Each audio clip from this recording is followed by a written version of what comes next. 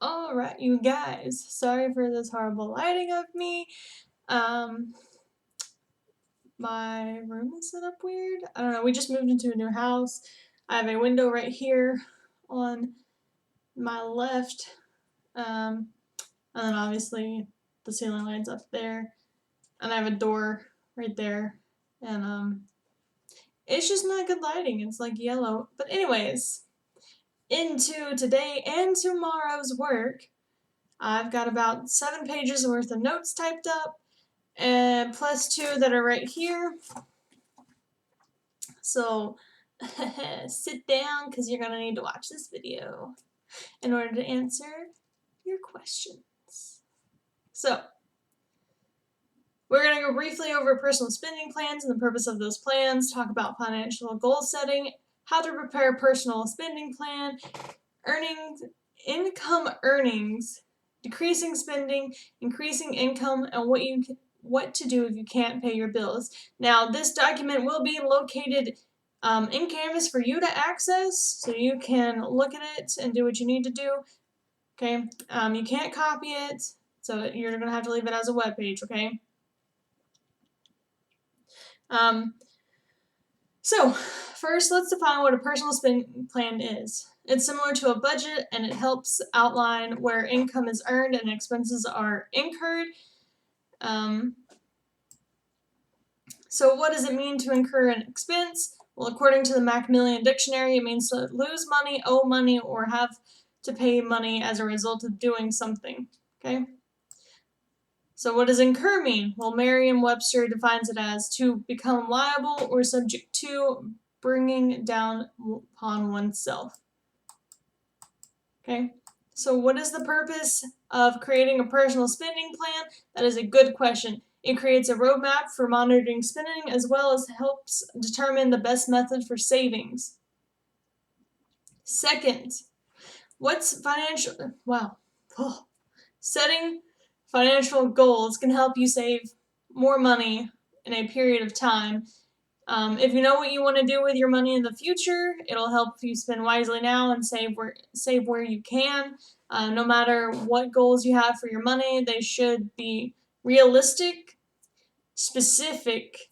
You should have a time frame, state the action to be taken, and have a milestone. So what is a milestone? Okay, well, a milestone, an example, is to gauge a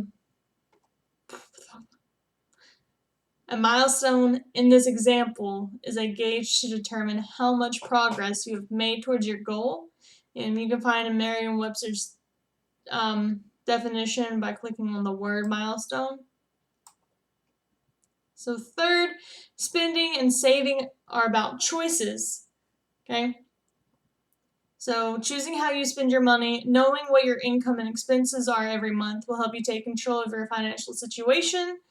You will then be able to meet some financial goals you might be able to set for yourself. So we have 4 steps in preparing your personal savings plan. 1, keep track of your daily spending. Do you know where your money goes each month? What do you spend it on? Can you list everything exactly? Have you ever had any money and then spent it, but you don't remember exactly what you bought? Yeah, been there. Most times, everything is bought as a want or a need. A need are expenses that are absolutely necessary. So food, housing, utilities, transportation. Wants are optional. So like music, books, eating out. Okay. Some of the items are both a need and a want. So for example, you need to eat, but you could pack lunch instead of paying for it. Okay. And this gets us to our first scenario.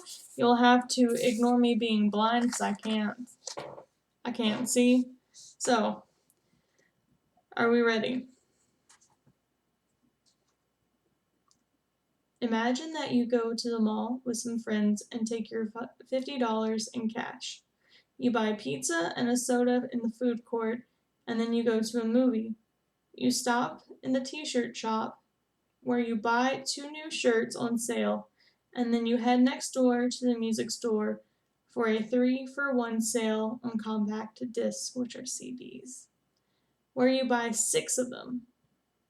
You buy a new sketchbook at the art shop and some new color pencils. Then you head to the card store to buy a birthday card for your friend from another town. You and your friends feel like getting a snack, so you go to the ice cream store for some cones. There is a great pair of sneakers on sale at the sports outlet, so you buy them and decide to wear them home that day. Soon it is time to go home, and since you are tired from walking all day, you and your friends decide to take the bus home. The ride costs $1.50, but you dig in your pocket and find that you only have $1.10. How did that happen? Where did all your money go? It is okay if you need to rewind this a little bit to listen to it again to help you get through the questions. But now we are moving on. Okay? 2. Determine what your monthly income and expenses are the month before they are due. So, income is money that can come from various jobs or work, allowances, odd jobs, interest and dividends. What are interest and dividends? That's a good question. There are links provided in the document for you to go find. Okay?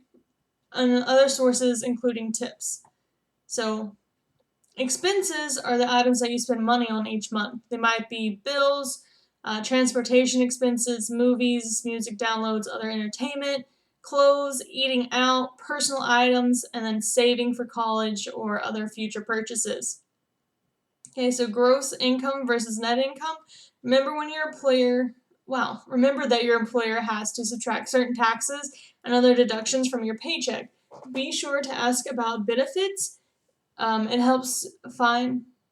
It pays to find out if your employer offers a retirement savings program. So most employers will match a portion of your retirement savings contributions, plus you'll be less likely to pay taxes. So what is a contribution? So Merriam-Webster defines it as the giving or supplying of something such as money or time as a part or share, and giving or supplying of something that plays a significant part in making something happen. Okay? So, Social Security benefits. It's also known as the Federal Insurance Contributions Act, or FICA for short. Okay?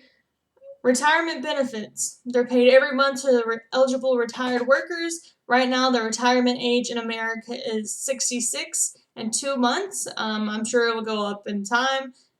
I looked mine up. Mine won't be until May of 2059, which is when I turn 67. So, what is retirement age? That's a good question. There is a link in there for you to go find. You can also calculate your retirement age. Disability benefits paid every month to eligible workers of all ages who have a severe disability. Family benefits paid every month to spouses or children of eligible retired and disabled workers. Survivor benefits paid every month to the eligible widow or widower and children of deceased workers. What is a widower? Well, according to Merriam-Webster, it is a woman who has lost her spouse or partner by death and usually not remarried. Okay, so what is a widower? Well, it's the man in that situation. Medicare benefits. Paid as needed to help with hospital bills and offer limited coverage of stays in skilled nursing facilities, hospice care, and other medical services to people of 65 or older and to those who are disabled and need that care. So, you can learn more about your Social Security statement by visiting the link that I have provided. Okay, so paying expenses. Fixed expenses do not change from month to month, so think of your savings as a fixed expense. You should consider this while budgeting. It'll help greatly, I promise.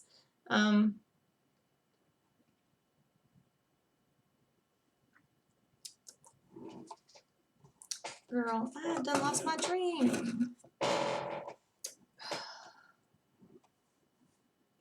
uno momento.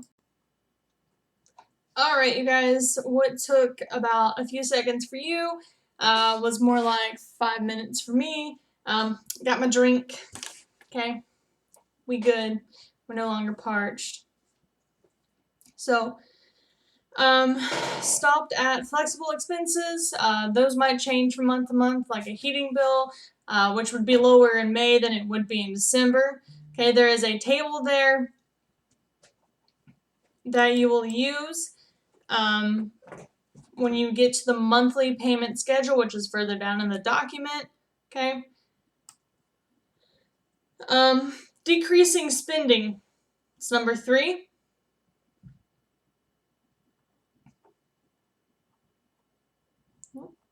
Okay, I thought I was going crazy. Okay. What are some ways you can decrease spending? Cough, cough, hint, hint. Okay. It's highlighted in this weird yellow color. It's got red font. It's got a comment with it. Okay, cough, cough, hint, hint. So what are some myths and facts? So a myth is a direct deposit expensive? Fact, most banks and credit unions do not charge you to sign up for direct deposit. Myth, people who do not have a bank account should not consider direct deposit. Fact, if you have not yet signed up for an account, you can call the U.S. Treasury at Go Direct. I have put in a phone number, or you can just go visit their website, which the link is also provided. Okay, there's 1, 2, 3 more sets of myths and facts. Also, I don't have a lisp, I have a speech impediment. That's what being European does to you. Okay? Number 4. Cough, cough, hint, hint. Here are 2 more of those questions like earlier that are going to be in the red font with the yellow weird highlighted background for comments. Okay? Planning tools. Cough, cough, hint, hint again. Monthly payment schedule. It helps you plan in advance when you will pay your bills, and lets you record in advance when you will receive income to pay for those expenses. Okay. There is a little activity right here. Your income and savings payments are already listed for you. You're just going to fill in the rest of the monthly schedule using the following additional expenses, amounts, and dates. Okay. You can find your amounts further up in the document when I was like, hey, you need to pay attention. These are the dates that they're due, and you'll just write out, or you could, no, you're going to write it out. Yeah, we're going to write it out. I'll put a little spot in for it. But you're essentially going to fill out the register-esque table. Okay, so I've done the first one, which is your paycheck. So it's date, the memo, which is what it is. So I put paycheck, and then you have credit, which is coming into you. I put what the amount of the paycheck was, and then your expenses, what's going out. So what are you spending? And then you'll answer those following questions for that table in the section that I make for the table. So why should you save? Wow, why should your savings date pause?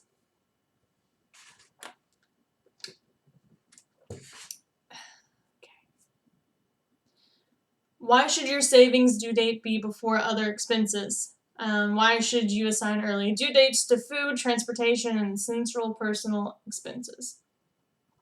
And then finally, getting help when you cannot pay your bills. If your personal spending plan shows that you have more expenses than you do income, so more going out than you do coming in, there are ways to get out of trouble. You need to keep in mind that your priorities will differ from some other people's, and that's okay. Like, my priorities are different than your priorities, who are different than your parents' priorities. Okay? As young adults, you make the decisions that are right for you.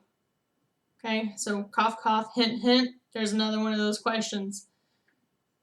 If you're having some issues, you can consider trying the following. So, talking with someone, whether it be your parents, grandparents, siblings, friends, and you let them know that you're having issues making ends meet. So your bills exceed the money you're bringing in. You could brainstorm, come up, and identify other ways to increase your income. You could reduce expenses, and then obviously adjusting your spending habits. So pay your necessary bills first. So, for example, if you have a car and you have a job, you need to pay for your car, because if you don't keep up with your car, you could lose the car, and subsequently, that domino effect of losing the car could affect you losing your job as well, which would make your situation a lot worse. Pay off loans with the highest interest rate first to save on interest. So if you have several credit cards with outstanding balances, focus on paying off the ones with the highest rates first. You can talk to your creditors as soon as you think that you have a problem making payments. Most of the time, they're willing to reduce your payments or change the terms to accommodate the situation. Some creditors might offer extensions, accept smaller payments over a longer period of time, or accept partial payment. Do not wait. It is critical that you do not wait for this. It's better to be honest about it with them up front, because then they can help you instead of waiting. Like, the bank doesn't want to take your house just because.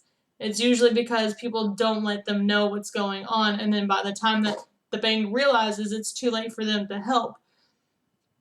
Okay, so I have another scenario, excuse me. This is the second one. Okay, let me get my old lady stance. Are we ready? Okay. Todd gets an allowance. He does chores around the house, for which he earns $100 a month. His cell phone bill is $30 a month. The rest of his money goes towards savings, so he puts $10 for savings, $25 for going out with his friends, and then clothes, music, and video games is $35. Right now, he has $70 in savings. Last month, Todd went too far over his allowable minutes. His cell phone bill ended up being $256. If he continues to pay his regular payment of $30 a month, he will continue to owe the extra charges. Using what you have learned, make a plan for Todd to pay his cell phone bill. Suggest some ways that he can lower his expenses and/or increase his income. Okay? I know this is a long video. Thank you for sticking it out. So yeah. This is today, which is Thursday, September 17th, and tomorrow, which is Friday, September 18th. That is both of their works. So yeah. Bye, you guys.